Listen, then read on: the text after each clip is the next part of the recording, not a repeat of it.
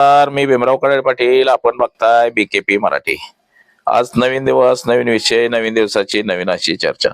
आज चर्चा घेऊन आलोय म्हणजे मुंबई महापालिकेची निवडणूक होऊन जवळपास 10 दिवस झालेले आहेत. या ठिकाणी भारतीय जनता पक्ष आणि एकनाथ शिंदेची शिवसेना यांना 118 जागा मिळालेल्या आहेत. परंतु नगरसेवकाची गट नोंदणी सुद्धा अजून करण्यात आलेली नाही. आणि अशांमध्येच भारतीय जनता पक्षाला दूर ठेवून शरद पवार, उद्धव ठाकरे आणि एकनाथ शिंदे एकत्र येऊन सत्ता स्थापन करतील का? काहीशी अशी सुद्धा चर्चा आहे. काहीशी अशी चर्चा आहे की एकनाथ शिंदे यांना बाजूला ठेवून उद्धव ठाकरेंसोबत भारतीय जनता पक्ष मुंबई महापालिकेमध्ये सत्ता स्थापन करू शकतो. म्हणजे हे सगळं दबावाचं राजकारण आहे. आणि त्यातच एकनाथ शिंदे हे दरेगावला निघून गेलेले आहेत. म्हणजे कॅबिनेट मिटिंगला ते दांडी मारलेले, उपस्थित राहिलेले नाहीत. तर याच विषयाची आज चर्चा घेऊन आलोय. तर चला, सर्वप्रथम आपण जर चॅनल सबस्क्राईब केला नसेल तर चॅनल सबस्क्राईब करावा ही सर्वांना विनंती. आणि चला चर्चेला सुरुवात करूया. महाराष्ट्राच्या राजकारणामध्ये काहीही होऊ शकतं हे आपण अनेक वेळा पाहिलेलं आहे. जसं की अकोला जिल्ह्याच्या अकोट नगरपालिकेमध्ये भारतीय जनता पक्ष आणि MIM या पक्षाची युती झाली आणि तिथं उपनगराध्यक्ष वगैरे हे सगळ्या स्थायी समिती, उपनगराध्यक्ष हे सगळं ताब्यात घेण्यात आलं. तसंच अमरावती जिल्ह्यामध्ये सुद्धा, अमरावती जिल्ह्याचा अचलपूर तालुका जो आहे, या अचलपूर तालुक्यामध्ये सुद्धा भारतीय जनता पक्ष, MIM आणि प्रहार हे 3 पक्ष एकत्र आले आणि या ठिकाणी सुद्धा आपला उपनगराध्यक्ष आणि समित्या सगळ्या वाटून घेतल्या. म्हणजे राजकारणामध्ये काहीही होऊ शकतं. त्याहून दुसरी गोष्ट बी अशीच आहे मित्रांनो, की मुंबईमध्ये सुद्धा ज्या कल्याण डोंबिवली असेल, आता कल्याण डोंबिवलीमध्ये सुद्धा तिथं भारतीय जनता पक्ष आणि एकनाथ शिंदे यांच्या सर्वाधिक जागा निवडून आलेल्या आहेत. तिथं सुद्धा भारतीय जनता पक्षाला बाजूला ठेवण्यासाठी एकनाथ शिंदे यांनी सगळ्या छोट्या छोट्या पक्षांबरोबर युती केली. जसं की तिथं अजितदादाची राष्ट्रवादी असेल किंवा उद्धव ठाकरेंची शिवसेना असेल, हे सगळे जे छोटे छोटे पक्ष आहेत ह्या सगळ्यांबरोबर तिथं युती करून भाजपला बाजूला ठेवण्यासाठी तिथं गट स्थापन केला गेलेला आहे.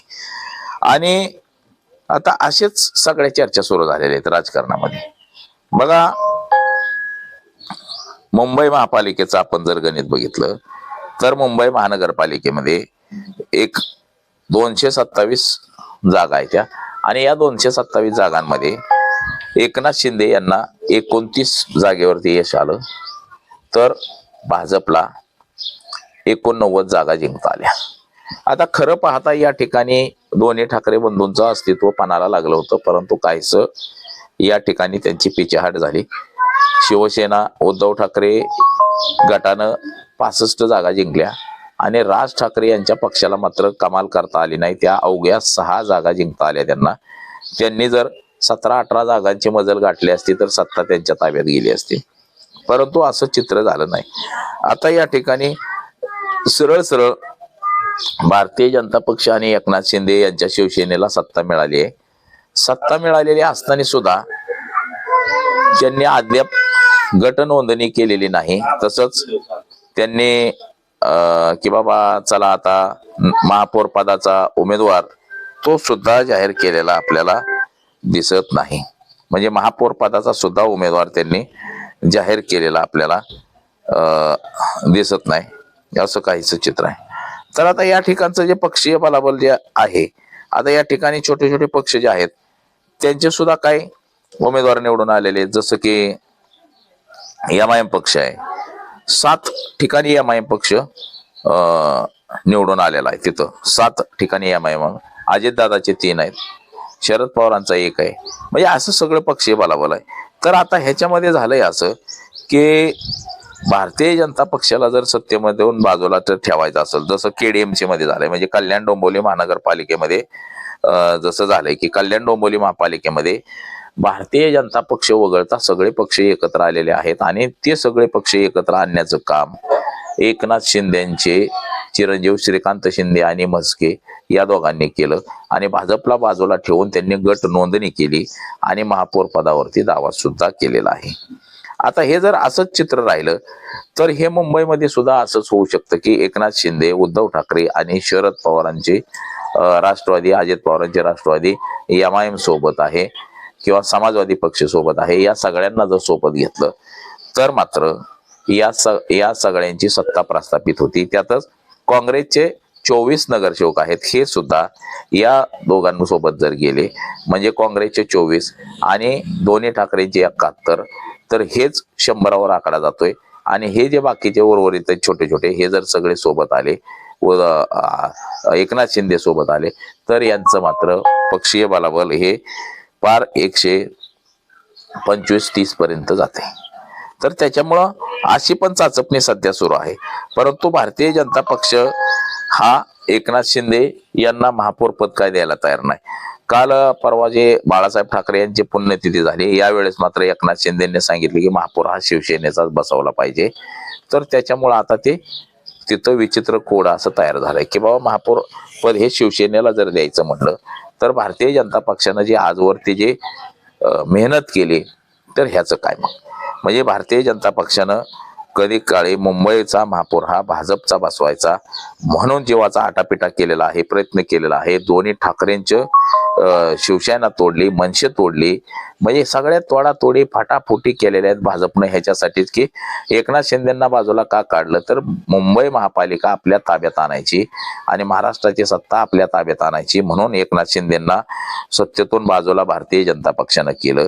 आणि त्या भारतीय जनता पक्षाला मुंबई महापालिका हवी आहे आणि ती मुंबई महापालिका जिंकण्यासाठी कुठंतरी ठाकरे बंधूंची अडचण होत होती, म्हणून ठाकरेंची शिवसेना तोडली, उद्धव ठाकरेंची शिवसेना फोडली, तसंच राज ठाकरेंचा मनसे पक्ष सुद्धा फोडण्यात आला आणि सगळे काय भारतीय जनता पक्षामध्ये आणि शिवसेनेमधून फुटून एकनाथ शिंदेची शिवसेना तयार करण्यात आली.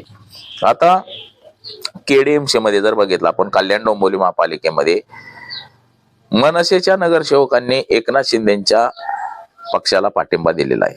म्हणजे तिथं जे छोटे छोटे आहेत त्या सगळ्यांनी पाठिंबा दिलेला आहे. त्याच्यामुळं मुंबई महापालिकेमध्ये एकनाथ शिंदेच्याच शिवसेनेचा महापौर बसणार. त्याचबरोबर की ठाणे जिल्ह्यात सुद्धा, ठाणे महानगरपालिकेत सुद्धा एकनाथ शिंदेचाच महापौर बसणार आहे. तर याच्यामुळं भारतीय जनता पक्षानं सुद्धा एकनाथ शिंदेंना शह देण्यासाठी म्हणून मुंबईचा महापौर हा भाजपचा बसवण्यासाठी सुद्धा खेळी सुरू केलेली आहे. परंतु भाजपचाच हा टांगा एकनाथ शिंदे पलटी करतील असं चित्र सध्याचं निर्माण झालेलं आहे. म्हणजे एकनाथ शिंदे ह्या इतर पक्षांना सोबत घेऊन मुंबईचा महापौर बसवतील असंच सध्याचं तरी चित्र आपल्याला दिसतंय मित्रांनो. म्हणजे याचा अर्थ असा आहे की एकनाथ शिंदेंना मोठं हे भाजपनंच केले, परंतु भाजपला बाजूला ठेवण्यासाठी एकनाथ शिंदेंनी अनेक पक्षांची युती केलेली आहे, तडजोडी केलेली आहे.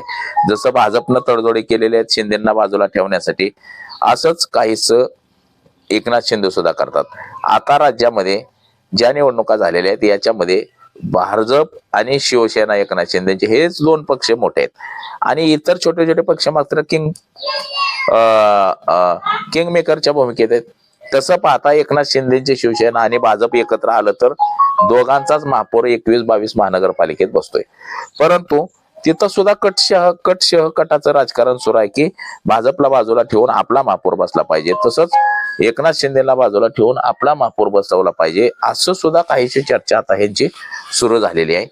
आणि याच्यामुळे ह्या कटशहाच्या राजकारणामध्ये मात्र एकनाथ शिंदे हे भारतीय जनता पक्षाचा बळी देतील, भाजपचा टांगा पलटी करून मुंबईचा महापौर हा कुठल्या तरी एका शिवसेनेचा करतील असंच चित्र सध्याचं तरी आपल्याला दिसते मित्रांनो. तर आज एवढंच. माझा सहकारी कॅमेरामन अनिकेत समे भीमराव कडाळे पाटील, BKP 24 मराठी, इंदापूर, पुणे.